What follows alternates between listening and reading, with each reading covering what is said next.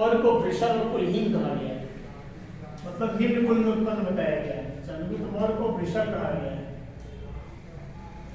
निम्न कुल का बताया गया है। इसको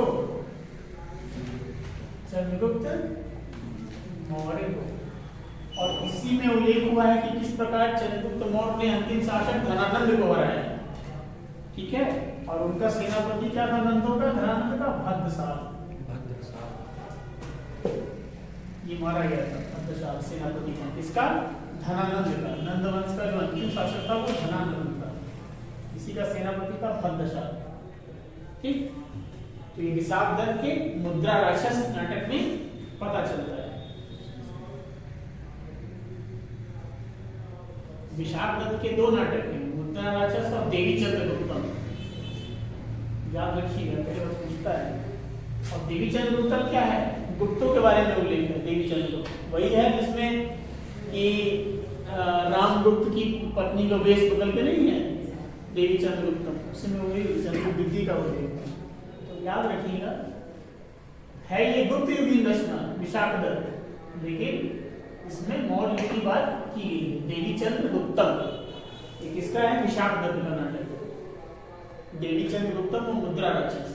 ठीक है, कंफर्म, यानी नंदों के विनाश की सूचना किससे होती है, विशाखदत्त के मुद्रा राक्षस से। ठीक, सर क्या लिखे हैं, देवी चंद्रगुप्तम क्या है, देवी चंद्रगुप्त गुप्त युग रचना है, नाटक है। हाँ नाटक है सब, देवी चंद्रगुप्तम मुद्रा राक्षस दोनों ही नाटक है।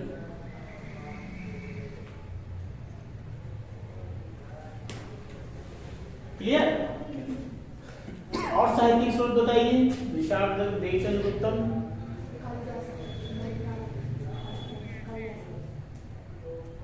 कालिदास का नाम उल्लेख कर रही हूँ, हाँ बहुत जैन हो सकते हैं।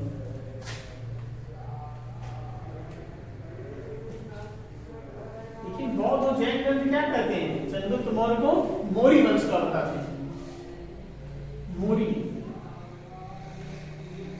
और ये मौर्य कहाँ थे, गोरखपुर क्षेत्र थे। और इसकी पुष्टि होती है ग्रुनवेडेल, एक विद्वान थे इस ग्रुनवेडेल। इन्होंने कैसे पहचान की कि मयूर चिन्ह देखा किस पर,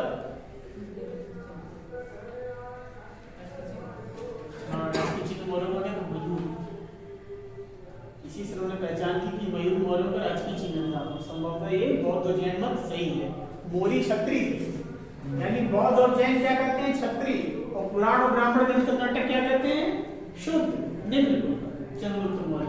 यानी ये भी डिस्प्यूट है कि चंद्रगुप्त मौर्य किस वंश, घनमंत्र तो था शूद्र वंश का था, घनमंत्र तो शूद्र ही था। और कई ऐसे नाटक हैं जो जैसे क्षेमेंद्र बृहद कथा मंजरी, बता दे रहा हूं, सोमदेव का है कथा सरित सागर, क्या है, और क्षेमेंद्र का है, ये सब बात की रचना, इसके बहुत विश्वसनीय नहीं है, पर आगे शताब्दी की बृहद कथा मंजरी। इसमें क्या है, दोनों में चंद्रगुप्त मौर्य को नंद वंश का होता है, जहां उनकी पत्नी से ऊपर। ठीक, सोमदेव का कथा सरित सागर और क्षेमेंद्र का बृहद कथा मंजरी, ये सब किताबें भी याद रखिए, कई बार किताबों का नाम पूछ लेता है, बृहद कथा मंजरी किसकी रचना है, क्षेमेंद्र। ये सब 12वीं 12th सेंचुरी की, इसलिए बहुत विश्वसनीय नहीं माना जा सकता। सोमदेव का कथा सरित सागर, लेकिन दोनों ने क्या कहा है कि नंद वंश का था चंद्रगुप्त मौर्य, मतलब धनानंद की शूद्र पत्नी से उत्पन्न हुआ था। कौन कहता है, सोमदेव और क्षेमेंद्र।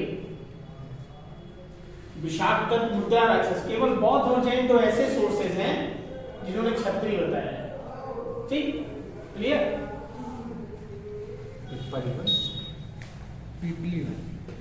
पिपलीवन गोरखपुर क्षेत्र है, इसकी पहचान गोरखपुर से की है।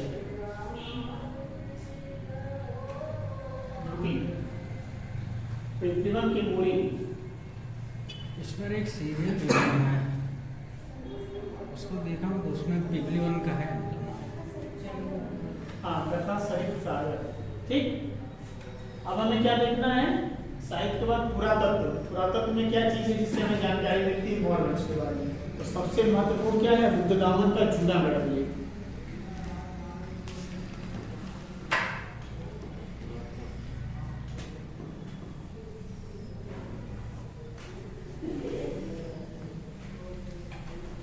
ये हमने देखा साहित्य में क्या क्या सोर्सेस हैं जिससे हमें मौर्य वंश के बारे में जानकारी। जैसे मेगास्थनीज की बात का खंडन हो जाता है, कहता है भारत में अकाल नहीं पड़ता, लेकिन सौगौरा अभिलेख क्या है?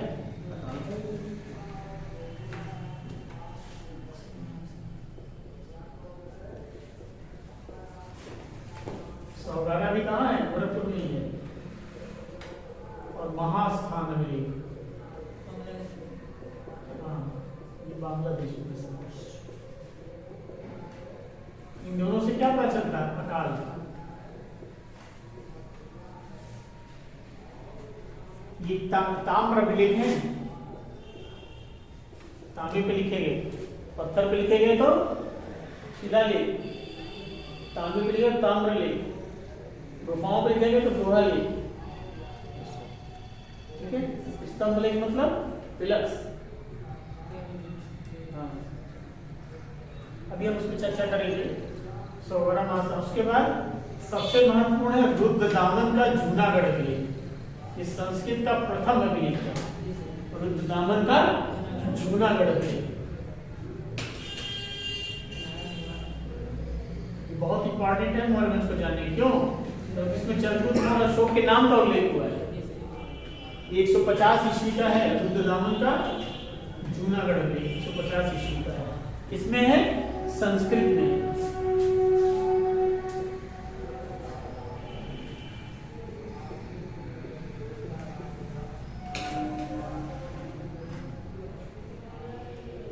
रुद्रदामन कहाँ का शासक था? शक शासक था, पश्चिम। शकों की भारत में 2 शाखाएं थी, उज्जैनी के शक और महाराष्ट्र के शक। महाराष्ट्र में क्षारात वंश था, उज्जैनी में नापान वंश था, ठीक है। तो रुद्रदामन कहाँ का था? महाराष्ट्र में क्षारात वंश का रहा। कहाँ का था? कार्दमक था उस शाखा का। चष्टन का पौत्र था ये, कार्दमक शाखा जो शकों की थी उसका था रुद्रदामन। चलिए वो भी बाद में आएगा मौर्य काल में। तो इसमें देखिए, इसमें 4 शासकों का उल्लेख हुआ है टोटल। किसका? और वो सब किससे जुड़े हुए हैं? सुदर्शन झील। सुदर्शन झील को सबसे पहली बार किसने बनाया था? चंद्रगुप्त मौर्य ने।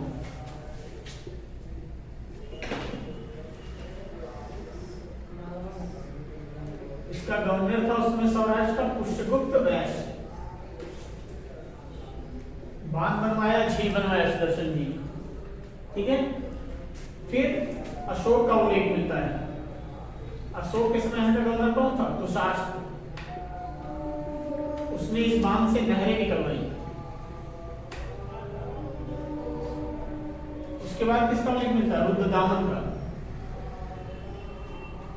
रुद्रदामन कहता है कि जब मैं आया शासन करने तो मैंने देखा सुदर्शन बांध और झील बहुत कमजोर हो गया है, तो मैंने अपने व्यक्तिगत ढंग से मजबूत करवाया, ठीक है, पर्सनल ढंग से। और उसमें कौन था गवर्नर? सुविशाल। और फिर स्कंदगुप्त, गुप्त शासक स्कंदगुप्त के समय यहाँ का गवर्नर कौन था? पर्णदर। यहाँ का गवर्नर कौन था? पर्णदर। और उसका पुत्र था चक्रपाली। उसने भी इसका पुनर्निर्माण करवाया। यानी 4 बार टूटने 4 बार बनने की घटना है। 4 शासकों का उल्लेख है। रुद्रदामन का जूनागढ़ अभिलेख सुदर्शन झील का उल्लेख करता है, जिसे किसने बनवाया था? चंद्रगुप्त मौर्य के गवर्नर पुष्यगुप्त वैश्य ने। गुजरात का गवर्नर पुष्यगुप्त वैश्य। अशोक के समय इसमें यमन जाति गवर्नर था तुषार, जिसने नहरें निकलवाई ढेर सारी। फिर रुद्रदामन ने क्या कहा जूनागढ़ अभिलेख में कि जब मैं शासन किया तो जो अशोक और चंद्रगुप्त मौर्य ने बनाया तो टूट गया, भारी तबाही का डर हो गया, लेकिन मैंने उसे दुगना पैसा अपने व्यक्तिगत रूप से खर्च किया और उसे सुविशाल के नेतृत्व में मजबूत बना दिया। फिर मजबूत बना रहा, फिर 300 सालों बाद फिर दिक्कत आ गई। 300 सालों बाद स्कंदगुप्त में फिर समस्या आई। तो स्कंदगुप्त का उसमें गवर्नर कौन था? सौराष्ट्र का पर्णदत्त। और उसका बेटा था चक्रपाली। फिर उन्होंने भी इसका पुनर्निर्माण करवाया। ठीक, तो इस अभिलेख में 4 शासकों का उल्लेख मिलता है और संस्कृत का प्रथम अभिलेख है। कहा जाता है ये प्राकृत के समुद्र, उसमें प्राकृत भाषा का बोलबाला होता है और ब्राह्मी लिपि का, लेकिन प्राकृत के समुद्र में एक टापू की भाग था वृंदावन में जूनागढ़ में। अशोक के बाद लिखा है रुद्रदामन, तुषाश्व, क्योंकि यमन था ना जिसको लिख दिया तुषाश्व। रुद्रदामन के समय शुशाक और स्कंदगुप्त के समय प्रणदत्त का पुत्र चक्रपाली। ठीक, तुषाश्व, ये तुषाश्व होगा।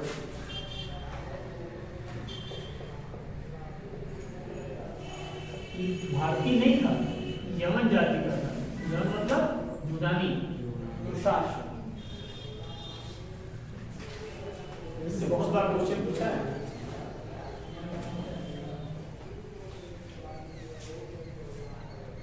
और सबसे महत्वपूर्ण क्या है, जिसके जो मौर्य साम्राज्य को जानने का सबसे बड़ा साधन है अशोक के अभिलेख है। अशोक के अभिलेख वो सबसे इंपॉर्टेंट है। B.R. भंडारकर एक ऐसे इतिहासकार थे जिन्होंने अभिलेखों के आधार पर ही मौर्य साम्राज्य का इतिहास लिख दिया।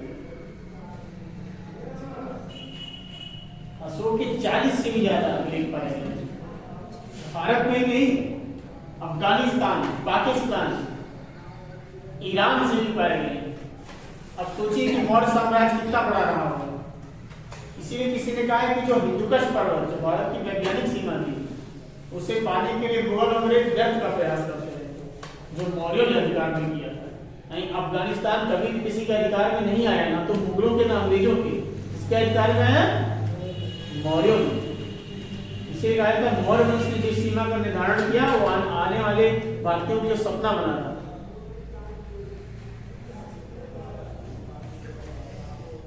और कर्नाटक के आगे प्रसार नहीं हुआ, क्योंकि अशोक ने अपने 13वें शिलालेख में लिखा है कि मेरे सीमा के दक्षिण में चोल चेर पांड्य हैं, जो मित्र हैं हमारी सीमा पे स्थित राज्य, यानी उनको अधिकार नहीं किया अशोक ने। यानी कर्नाटक के आगे तमिलनाडु देश का विस्तार नहीं था मौर्य साम्राज्य, क्योंकि कोई अभिलेख भी नहीं पाया। ज्यादातर अभिलेख कर्नाटक से, आंध्र प्रदेश से पाए गए हैं, तमिलनाडु से कम पाए गए, नहीं पाए। तो अपने साम्राज्य में होगा तभी तो आप करवाएंगे। आप अपना मकान बनवाते हैं तो अपना जमीन जो थी आप उसी बनवाएंगे, दूसरे के नहीं मकान बनवाएंगे। तो इससे अभिलेखों से क्या पता चलता है, साम्राज्य विस्तार का पता चलता है। ठीक, तो अब हम आते हैं इंपॉर्टेंट टॉपिक, अशोक का अभिलेख, जो मौर्य साम्राज्य को जानने का क्या है, पुरातात्विक स्रोत है और सबसे महत्वपूर्ण स्रोत है। अशोक का अभिलेख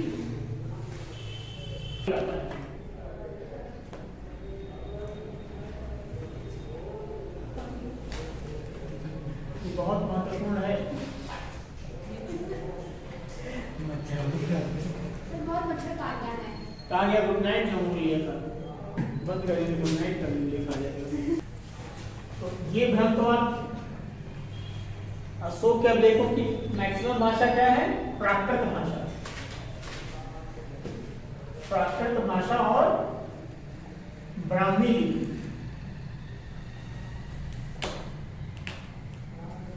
ब्राह्मी लिपि बाएं से दाएं लिखी जाती है, खरोष्ठी दाएं से।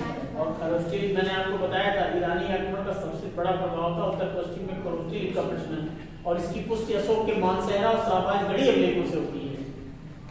इसकी भाषा क्या है, खरोष्ठी है। जैसे तो ये मैक्सिमम, यानी अशोक के अभिलेखों की भाषा क्या है, प्राकृत है और लिपि है ब्राह्मी।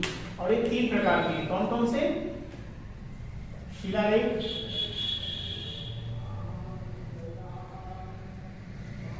स्तंभलेख और गुहालेख।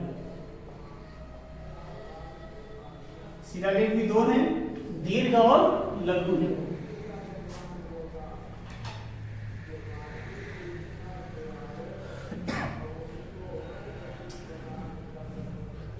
दीर्घ शिलालेख 14 है जो 8 स्थानों से पाए गए।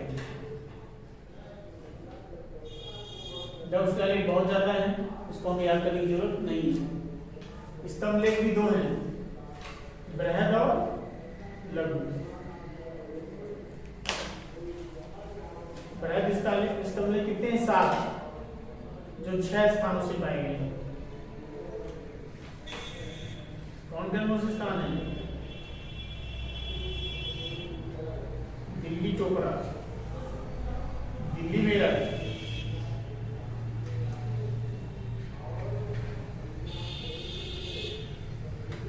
लौरिया अरेराज, लौरिया नंदनगढ़,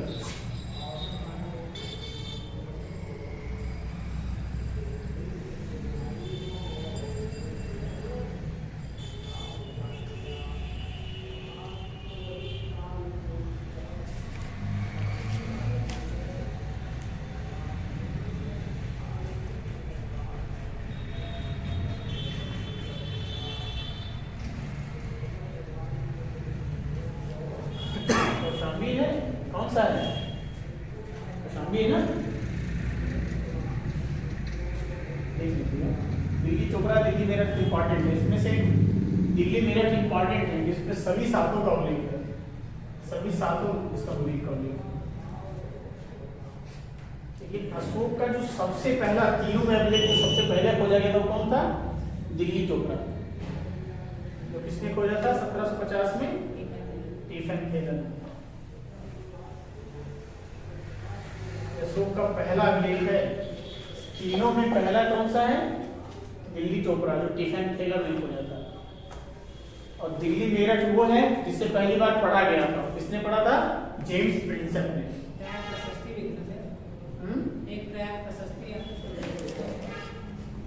हाँ, तो ये कौशाम्बी नहीं होगा, बल्कि पहले कौशाम्बी में था इसका प्लेस। कौशाम्बी से गया है। हाँ, पहले कौशाम्बी नहीं था। इसको रानी का भी कहते हैं।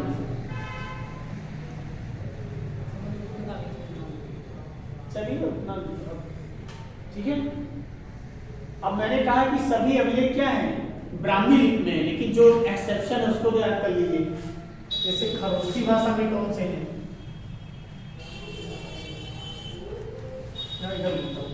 ये हो गया ना, में है, लेकिन कुछ एक्सेप्शन है। जैसे खरोष्ठी लिपि में कौन से अभिलेख होंगे बताइए? खरोष्ठी लिपि ब्राह्मी के विपरीत दाएं से बाएं लिखी जाती है।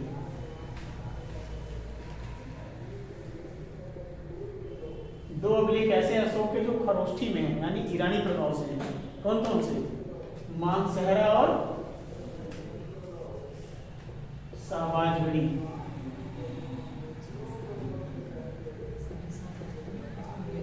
मानसहरा ये कहाँ है?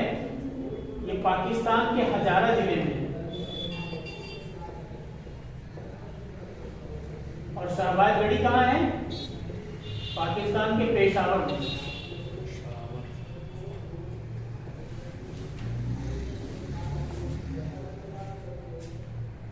ठीक, मानसहरा और शाहबाजगढ़ी।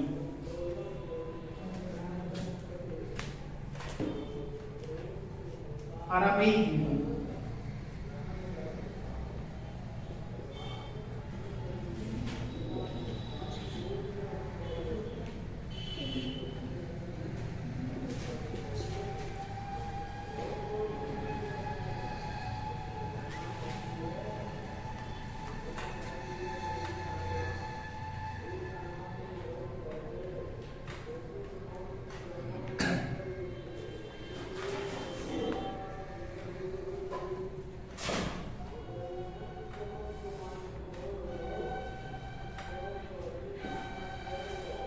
और एक मिक्स मिला है, ग्रीक अरामीक, यानी अशोक का द्विभाषी लेख भी प्राप्त हुआ। कहां से?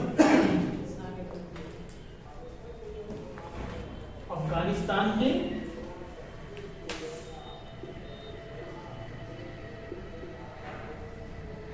लघमान है सर, लघमान।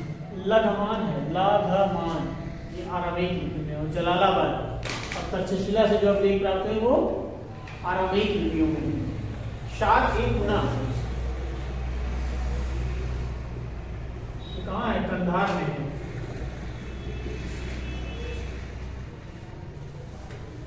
ठीक, खरोष्ठी लिपि मानसहरा, शाहबाजगढ़ी, अरामीक काबुल के पास लघमान, जलालाबाद और तक्षशिला। यहाँ से आरामिक विद्रोह प्राप्त हुए।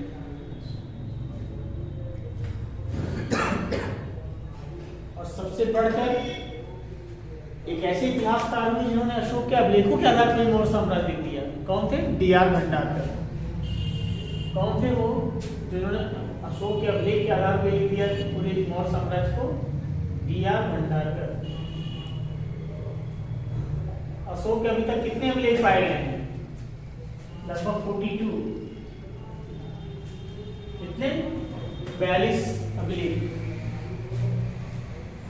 ठीक, 42 लगभग।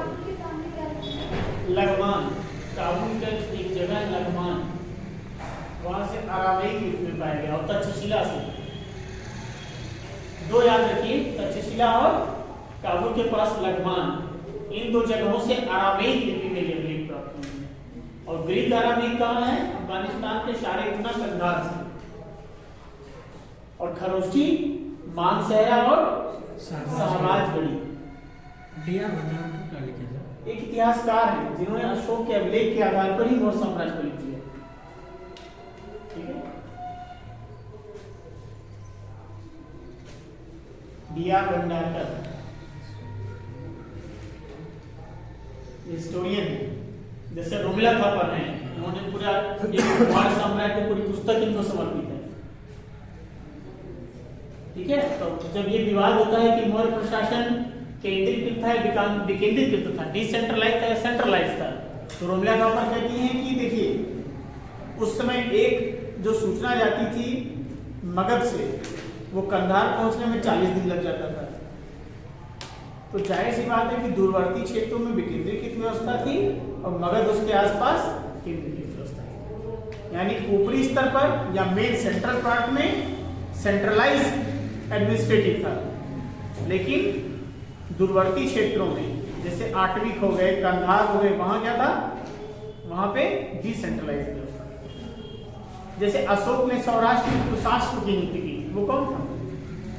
यूनानी था। तो पश्चिम उत्तर पश्चिम और पश्चिमोत्तर में क्या किया जाता था? स्थानीय आबादी से ही किया जाता था। तो इसका मतलब वो विकेंद्रीकृत व्यवस्था दिखलाता है। आटविकों पर नियंत्रण न होना, आटविक हमेशा लूटपाट किया करते थे। तक्षशिला में विद्रोह हुआ, तक्षशिला में जब विद्रोह हुआ मात्यों का, तो अशोक गया था दबाने के लिए, उसमें जैन का था उपराजा गवर्नर।